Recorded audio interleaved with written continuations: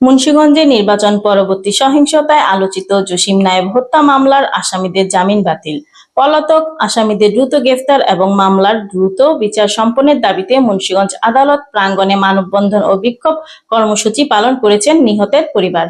বুধবার সকাল 10টার দিকে মুন্সিগঞ্জ আদালত প্রাঙ্গণে এ কর্মসূচির আয়োজন করা হয়। এতে নিহত জসিম নায়েবের পরিবারের সদস্য, স্বজন ও এলাকাবাসী অংশ নেন।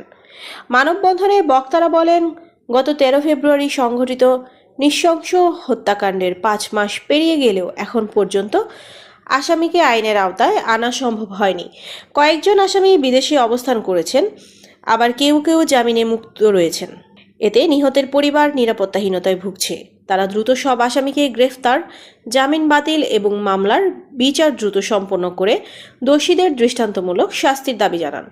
নিহতের বাবা মোহাম্মদ মাফিক নায়েব বলেন, ছেলেকে প্রকাশ্যে কুপিয়ে ও পিটিয়ে হত্যা করা হয়েছে।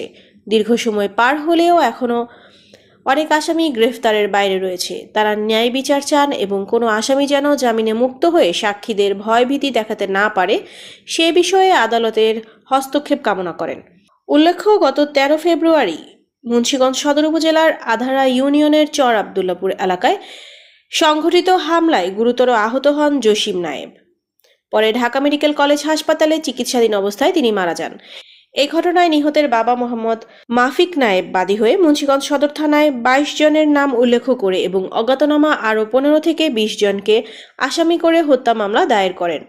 মানববন্ধন শেষে মামলার জামিন শুনানি অনুষ্ঠিত হয়। শুনানি শেষে মুন্সিগঞ্জের সিনিয়র জেলা ও দায়রা জজ ফারুক আহমেদ 14 আসামির জামিন আবেদন নামঞ্জুর করে তাদের কারাগারে পাঠানোর নির্দেশ দেন।